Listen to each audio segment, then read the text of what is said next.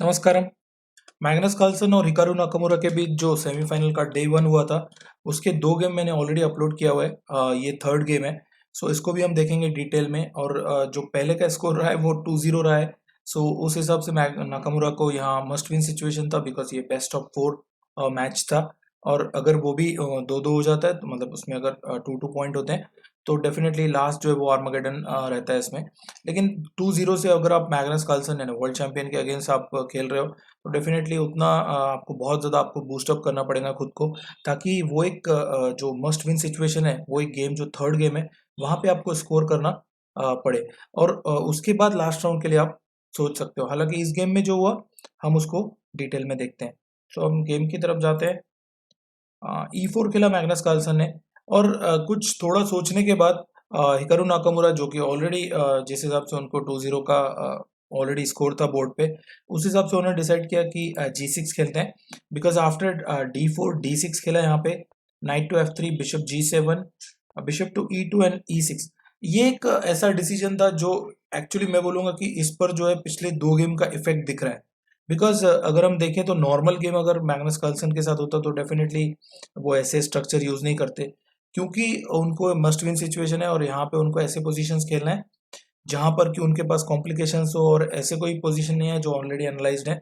सो ये एक उसके पीछे रीजन था। हालांकि नॉर्मल गेम में E6 खेलना इज नॉट गुड। सो यहाँ पे शॉर्ट कैसल किया, H6 खेला, C4 एंड देन G5।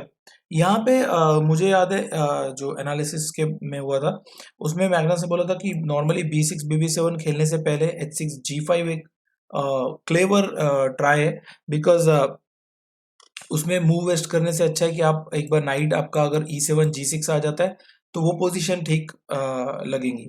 मुझे याद है कुछ प्लेयर्स ने ऐसे मूव्स जो फर्स्ट गेम के 3 या 4 मुंह है, उनमें भी खेला हुआ है।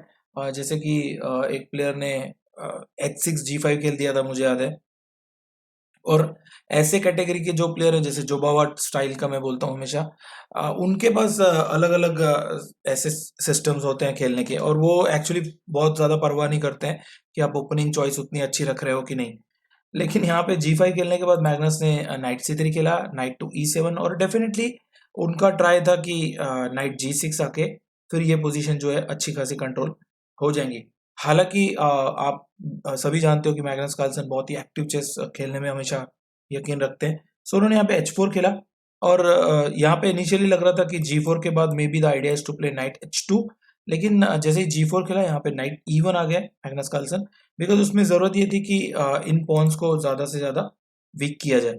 सो H5 फोर्स था यहाँ पे। हालांकि नाइट BC6 एक आ सकते थे वो, बिकॉज उसमें हो ये रहा है कि आप अगर G4 मारोगे तो नाइट इंटू D4 मर रहा है। लेकिन ये एक फॉलो अप सही लग रहा था H5 खेलना प्रैक्टिकली। सो BG5 खेला यहाँ पे, F6 एंड बिशप E3। अब देखा जाए तो आपके पास अगर 10 या 12 मुंह के अंदर ऐसा पोजीशन आ गया जिसमें कि स्ट्रक्चर ऐसा है, वो भी मैग्नस के अगेंस्ट, तो ये बहुत डिफिकल्ट सिचुएशन है। बट क्योंकि एक ये मस्ट विन सिचुएशन था नाकामुरा के लिए, सो उस हिसाब से उन्होंने ये ट्राई किया था। शॉर्ट कैसल किया, D5। यहाँ पे एक्चुअली D5 जो ब्रेक है वो कंप्लीटली इन सब बातों से जुड़ा हुआ था कि जितना हो सके आप यहाँ पे ब्रेक दे दो सेंटर में, और कोशिश करो कि पीसेस जो है वो एक्टिव ही रहे हमेशा। सो लेकिन अगर हम देखें तो यहाँ पे नाइट C2 एक अच्छा खासा कंटिन्यूएशन था, जहाँ पे F5 नेचुरली लग रहा है ब्लैक की तरफ से खेलने के लिए। लेकिन D5 को यहाँ पे F5 खेला। हालांकि मुझे लग रहा था कि E5 भी एक आप आ सकते हो, जिसमें बाद में आप F5 खेल सकते हो, क्योंकि सभी जानते हैं कि नाकामुरा जो है वो किंग्स इंडियन डिफेंस के अच्छे खासे प्लेयर हैं। सो ये एक वैसा ही स्ट्रक्चर लग रहा है। हालांकि उन्होंने गेम में D5 को यहाँ पे F5 खेल दिया, और F5 को बिशप G5 वापस आ गए वो मैग्नस कार्लसन, क्वीन E8। और ये एक ऐसा सिचुएशन था जहाँ पे बहुत सारे अलग अलग मूव्स अवेलेबल थे, जैसे कि आप डी कट E6 सोच सकते हो, ई कट F5 सोच सकते हो, मे बी F4 ऐसे आप खेल सकते हो, नाइट D3 आ सकता है इसमें। लेकिन मैग्नस कार्लसन ने जो मूव ढूंढा, वो एक बहुत ही इंटरेस्टिंग वे लग रहा था इस पोजीशन को कंटिन्यू करने का। सो यहाँ पे C5 खेला उन्होंने, बिकॉज आप देखिए कि सेंटर में ऑलरेडी बहुत सारे ब्रेक्स आ रहे हैं, लेकिन मैग्नस ने C5 ढूंढ लिया, बिकॉज यहाँ पे अगर आप पॉन टेक्स मारते हो, जो कि बहुत नेचुरल लग रहा था इसमें, सो इसमें आप नाइट D3 इमीडिएटली जा सकते हो। इवन आप डी कट E6 मार के भी नाइट जा सकते हो, बिकॉज ये नाइट बाद में C5 पे अटैक कर रहा है। सो ये एक बहुत ही अच्छा डिसीजन था मुझे लगा गेम में, और एकदम सरप्राइजिंग भी था। सो यहाँ पे जैसे F5 खेला था, BG5 क्वीन E8 के बाद C5 खेल दिया उन्होंने, F into E4, C cut D6, C into D6, ये फोर्स्ट ही था यहाँ पे। और एवरीबडी वाज एक्सपेक्टिंग कि यहाँ पे नाइट इंटू E4 सबसे इजीएस्ट वे है, जितने भी लोग एनालाइज कर रहे थे, इंक्लूडिंग पीटर स्वीडलर और बाकी जो भी मैं देख रहा था एनालिसिस। सो नाइट इंटू E4 एक बहुत ही कॉमन मूव लग रहा था यहाँ पे एक्चुअली। हालांकि यहाँ पे डी कट E6 मारा सी डी के बाद, डी कट E6 के बाद E4 अभी भी मर रहा है इसमें, और अगर आप D5 तो उसको खेल नहीं सकते बिकॉज नाइट इंटू D5 सीधा ही आ रहा है।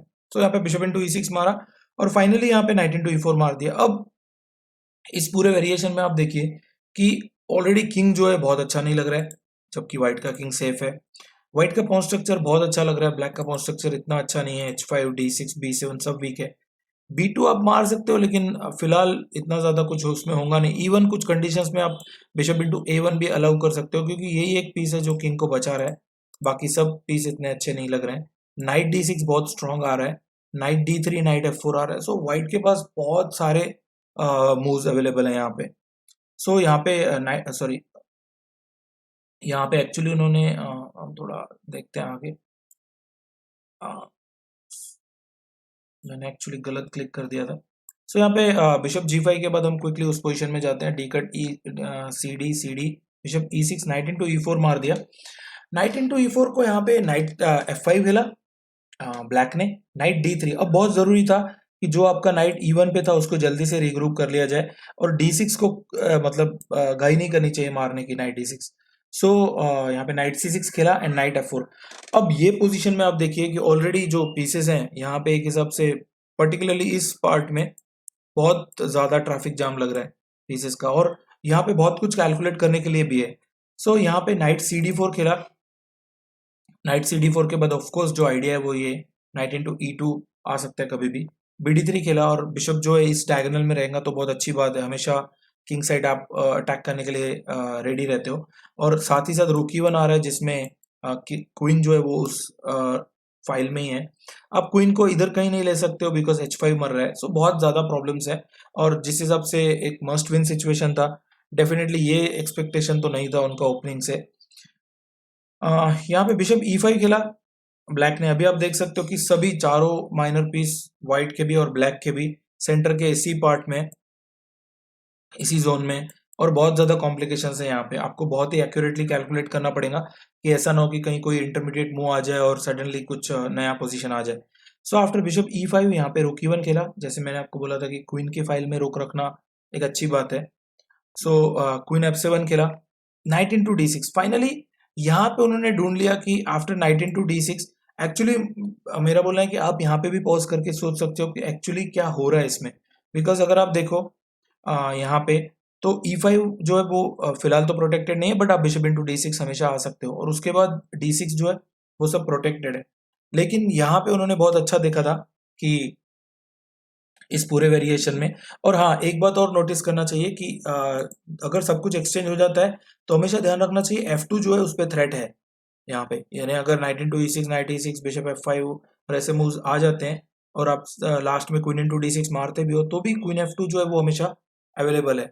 सो ये इतना आसान पोजिशन भी नहीं था, लेकिन यहाँ पे बिशप इंटू D6 मारा after night into D6, bishop into F5, night into F5 and finally night into E6। अब यहाँ पे देखा जाए तो नाइट जो है, आप इसको अगर रिमूव करोगे तो बिशप पे थ्रेट है, और फिलहाल नाइट इंटू F8 अटैक आ रहा है। और ये जो नाइट है ये बहुत ही ज्यादा स्ट्रांग लग रहा है, जिसको कि हम ऑक्टोपस नाइट के नाम से पोजिशनल चेस की दुनिया में हम बोलते हैं इसको। लेकिन और साथ ही साथ इसको आप इजीली हटा भी नहीं सकते हो, because may be queen D5 या क्वीन B3 आ सकता है, then you can double on E file. So ये एक बहुत ही स्ट्रांग पीस है जो बहुत मुश्किल क्रिएट कर सकता है ब्लैक के लिए। सो यहाँ पे रूक E8 खेला, उसको F8 को बचा लिया उन्होंने, क्वीन B3। और अब और एक प्रॉब्लम बढ़ गया है कि आप क्वीन F7 नहीं हटा सकते हो, बिकॉज डिस्कवर्ड चेक में कुछ प्रॉब्लम्स आ सकते हैं। तो यहाँ पे G3 खेला, हालांकि G3 के बाद बहुत ज़्यादा कुछ मिल नहीं रहा है इसमें। सो व्हाइट ने यहाँ पे सिंपली एफ इंटू G3 मार दिया। यहाँ पे नॉर्मली अगर हम डेवलपमेंट की बात करें तो आपको सॉरी, आप रुक C1 जैसे मूव्स खेल सकते हो, रुक C8 सॉरी, और उसके बाद आप इस पोजीशन को ऐसे ही रख सकते हो बिकॉज G3 तो आपको कभी भी मिलने वाला है। लेकिन गेम में उन्होंने यहाँ पे नाइट G3 मार दिया, और एक हिसाब से ये अगर इसको हम एनालिसिस की भाषा में देखें तो ये कंप्लीटली एक बड़ा मिस्टेक था इस पूरे गेम का। रुक E3 खेला यहाँ पे व्हाइट ने, रुक टू C8, रुक E1। अब फाइनली हर एक पीस गेम में है, और सबसे बड़ी बात ये नाइट बहुत ज्यादा डोमिनेटिंग है, किंग बहुत एक्सपोज्ड है। व्हाइट के किंग की पोजीशन पहले की तुलना में उतनी ज्यादा अच्छी नहीं है, पर अभी भी वो सेफ है, इसमें कोई प्रॉब्लम नहीं है। रुक C6 खेला, मे बी ब्लैक का आइडिया है कि इसको और एक अटैक दें, और कभी हो सकता है कि रुक डबल करके आप रुक C1 जैसे मूव सोच सकते हो। लेकिन यहाँ पे आप पॉज करके देखिए, आपके पास एक क्लियर कट विनिंग प्लान है, और उसमें आप इसको फिनिश कर सकते हो गेम को क्विकली।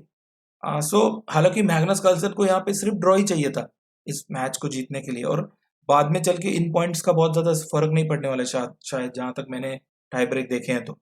सो उनको ड्रॉ से भी काम चल रहा था, लेकिन उन्होंने यहाँ पे रुक F3 खेला, और फिलहाल क्वीन पे थ्रेट है। अगर आप क्वीन कहीं हटाते हो, क्वीन G6 यहाँ, और इसमें नाइट F4 को maybe will try to play queen F7।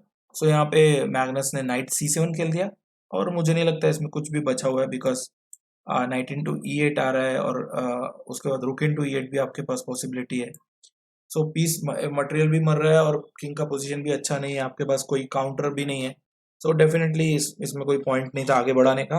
और यहाँ पर आकर on move number 30 Hikaru Nakamura ने रिजाइन कर दिया, जो फर्स्ट डे का लास्ट गेम था एक्चुअली देखा जाए तो, क्योंकि बेस्ट ऑफ 4 में आप पहले तीनों गेम हार गए हो तो चौथा गेम का कोई महत्व नहीं रहता है।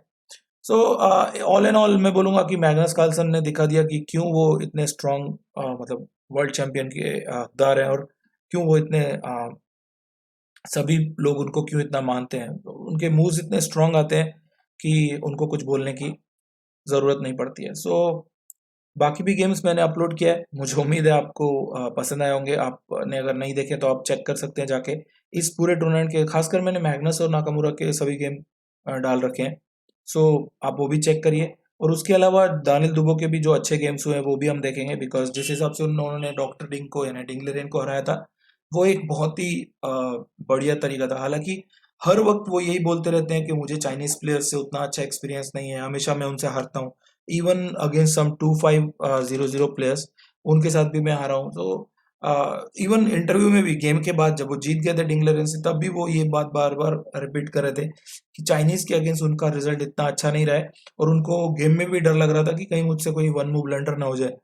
लेकिन ये बात एक्चुअली ऐसी नहीं थी, उनको उसका फायदा ही हुआ, क्योंकि वो बहुत एकदम केयरफुली खेल रहे थे उसमें गेम में। और ऑल एंड ऑल मैं बोलूँगा कि दानिल दुबो ने बहुत ही अच्छे गेम्स खेले। सो उनको भी हम देखेंगे। अभी तक के लिए इतना सही लग रहा है मुझे। बहुत जल्दी हम मिलने वाले हैं। आप सेफ रहिए, घर पे ही रहिए, और कोशिश करिए कि हम और ज़्यादा चेस जो है वो देख सकें।